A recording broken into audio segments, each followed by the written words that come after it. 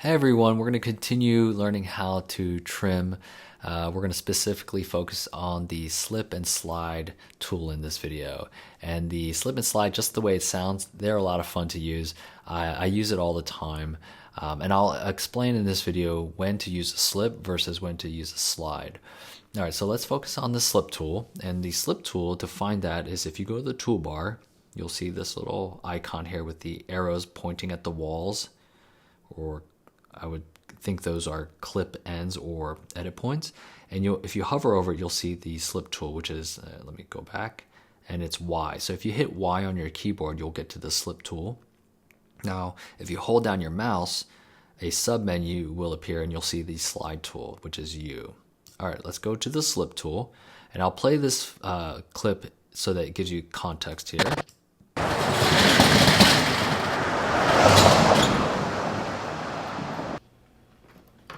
All right, so what I want to do is I'm going to slip this clip so that what I want to see is this light up, right? And I've got the slip tool, but before I do that, actually, let me go back to the selection tool and show you what I see often happen if you don't understand how to use the slip tool.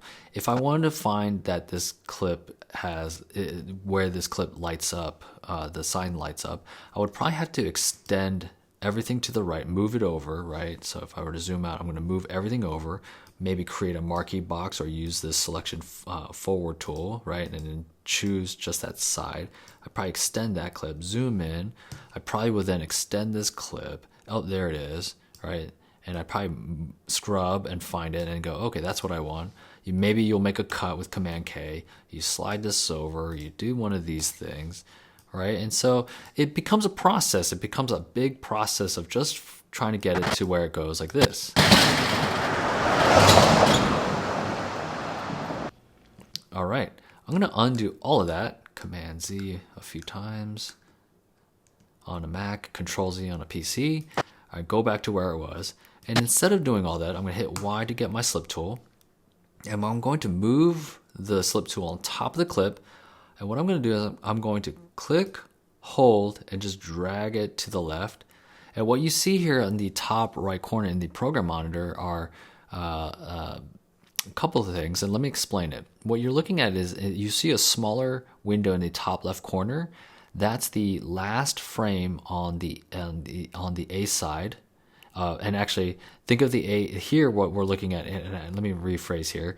We're looking at the A, the B, and the C clip, right? So that's going to help explain because it's dealing with 3 clips here. So we've got the A clip, the B clip. The B clip is the one we're going to affect, and then the C clip.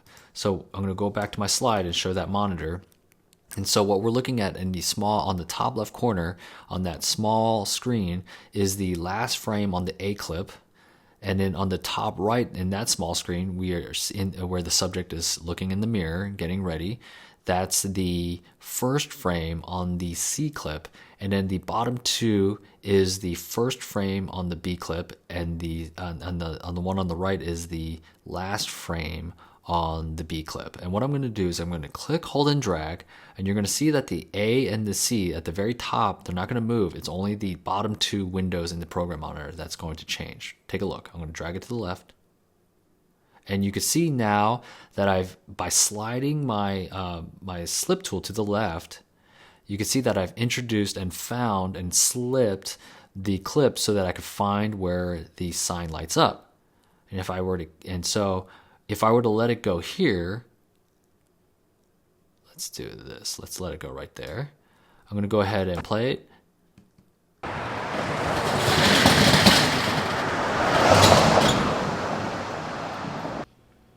Okay, so I see that it lit up, but only for a short, brief time. I've also set a marker here to indicate when it lights up, just to give me a visual indicator to know where it's lighting up. So it's a very short amount of time, and I want it to stay lit up even longer. So I'm going to go ahead and move it over to the left more, and let's see where that marker lands now. All right, a little bit more in the center here. Let's play it. Here we go.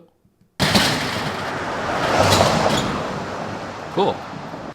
Right? And if I want to go even further where I want it entirely lit and not turned on, you keep going to the left. All right, and so now we're seeing the first frame in the B clip where the light turns on, and it's also on the final frame on the B clip. So this indicates to me that when we play it, it's already going to be lit up. The sign's going to already be lit up when it plays. Here we go.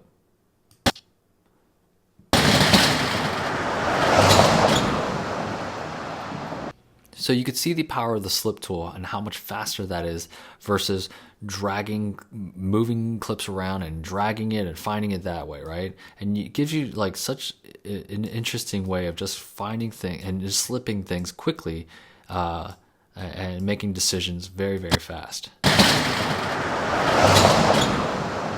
Okay, I'm gonna keep it like that. I like that the sign turns on versus it already being lit up. So, all right, perfect. And that's the slip tool. Now, let me go over the slide tool. So let me actually, the slip tool, when do I use it? B-roll. So anytime you have like visual, and when I say B-roll, like anytime it's not really the main subject, it's just like visuals to indicate location or settings, or props around the location. And the slip tool is great for those types of shots. Now the slide tool, I'll show you what it does here. I'm going to change it to the slide tool or hit U. And the slide tool looks a little bit different. It's no longer the arrows pointing towards the wall, but rather the arrows going outside the walls here. And I'll show you what it does. I'm going to go ahead and play it over here like that. And you can see that the monitor changes, right? You can see that it's totally different monitor on the program. And what we're seeing is, again, we're seeing the A clip, the last frame, and the C clip on the first frame on the C clip. Those are now at the bottom. And the top two smaller windows is the first and last frame of the B clip. So those don't move. And now I'm messing with the A clip and the C clip here. So I'm going to go ahead and let it go here. And you can see that instead of affecting what's within the B clip, I'm actually just moving the entire B clip in time. And essentially what I've done is I've extended the A clip.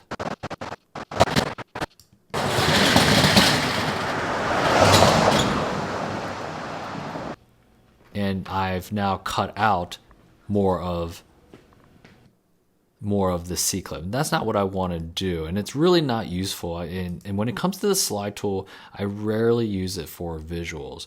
So where do I use the slide tool mostly versus the slip tool? I use the slide tool when it comes to music and audio. So here I've changed the sequence and I have a audio file here laid down underneath. I'm not going to go play because of just copyright issues, but so I went ahead and muted. But just imagine that this is the music track here, and let's say I want to end the video here. Let's say this is the final part of my movie, and I want music to just end right there, right? And so you see that the music is running off a little too long. And so what you may end up doing if you're editing this is you may cut the end of this. Like I want the tail end of the music to kind of hit. You may what I usually see is people do is they cut it and then they'll move it around here and they'll move it here, and then you have this like left over there. You'll delete that, and then they will then add a dissolve, and then it's a little bit off, so I'll do that. Oh, I left the gap there. I have to re-extend and do a dissolve. And they're like, well, the timing isn't really right, so I'm going to move that music clip there, gets rid of that dissolve, and it becomes a process. So what I want to show you is the slide tool instead. So I'm going to undo. Okay, so what I'm going to do is I'm going to do the same thing. I'm going to cut it here. I'm going to actually already add the dissolve. And what I'm going to do is change it to the slide tool. And now I'm going to click, hold, and drag it. And take a look at what happens. Look how much nicer that is, right? It already cuts it down for me. I don't need to delete anything. And if I decide to change it, the dissolve remains there. It doesn't get rid of the dissolve. And I can go ahead and just slide till I find the right moment. And you can keep playing with it over and over again. until you get the music at the right spot of when the movie's supposed to end, right? And I'm not going to, again, you don't hear the music because I have it muted, but at least visually you could see the power of the slide tool and how you can utilize that. So again, the slip tool, I use it mostly for B-roll. When it comes to the slide tool, I use that for music. All right, give it a try, see what you think of those tools.